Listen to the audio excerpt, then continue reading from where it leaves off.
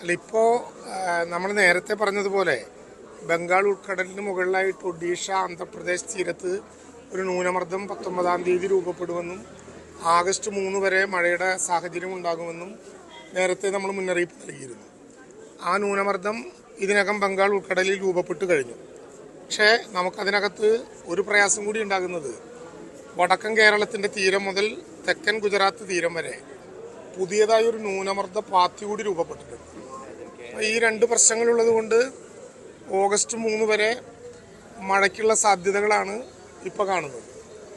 ഇന്ന് യഥാർത്ഥത്തിൽ ഈ നിമിഷത്തിൽ നമ്മുടെ COC പരിശോധിക്കുമ്പോൾ സാഹചര്യം പൊതുവിൽ തണുത്ത് നിൽക്കുകയാണ്. വലിയൊരു അപകടത്തിൻ്റെ ലാഞ്ചനകൾ ഉണ്ടായിട്ടില്ല. പക്ഷേ സ്വാഭാവികമായിട്ടും ഈ രണ്ട് പ്രശ്നങ്ങൾ ഒരുമിച്ച് വന്ന സാഹചര്യത്തിൽ നല്ല കരുതലോടുകൂടി കാത്തിരിക്കണം എന്ന് പറഞ്ഞിട്ടുണ്ട്. അതായത് നേരത്തെ പറഞ്ഞതുപോലെ ഒഡീഷ ആന്ധ്രാപ്രദേശ് തീരത്തുണ്ടായിട്ടുള്ള ബംഗാൾ ഉൾക്കടലിൽ ഒഡീഷ ആന്ധ്രാപ്രദേശ് തീരത്തിൻ്റെ സമീപത്ത് കൂടിയിട്ടുള്ള ന്യൂനമർദ്ദം അത് ശക്തിപ്പെട്ടു വരുന്നുണ്ട്. അതോടൊപ്പം വടക്കൻ കേരളം മുതൽ ഗുജറാത്ത് തെക്കൻ ഗുജറാത്തിൻ്റെ തീരം വരെ രൂപപ്പെട്ട ന്യൂനമർദ്ദം കൂടിയാകുമ്പോൾ നല്ല ശ്രദ്ധ ഉണ്ടാകണം എന്നുള്ളത് തന്നെയാണ് ഇപ്പോൾ കൊടുത്തുകൊണ്ടുള്ള മുന്നറിയിപ്പ്.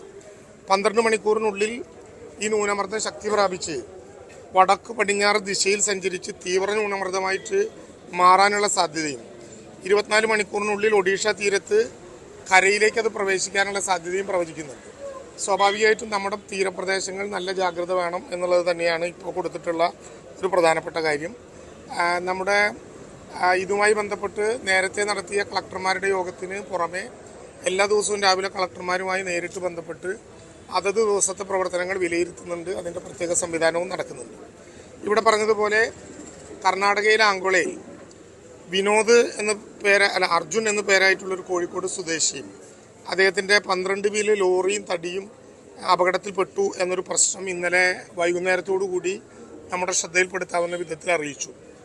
ഉടനടി സ്റ്റേറ്റ് എമർജൻസി ഓപ്പറേഷൻ സെൻറ്ററിൽ നിന്നും അതിൻ്റെ ഭാഗമായിട്ടുള്ള STMAയിൽ നിന്നും ഞങ്ങളുടെയും മുഖ്യമന്ത്രിയുടെ ഓഫീസിൽ നിന്നും കർണാടക ഗവൺമെൻറ്റിന് അടിയന്തരമായിട്ടുള്ള സന്ദേശം പോയിട്ടുണ്ട്.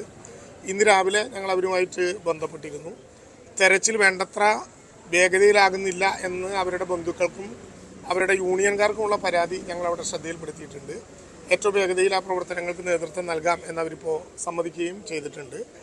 ആളുകൾ പ്രധാനമായിട്ടും ശ്രദ്ധിക്കേണ്ട കാര്യങ്ങൾ നേരത്തെ പറഞ്ഞത് തന്നെ ഞാൻ വീണ്ടും ആവർത്തിക്കുകയാണ്.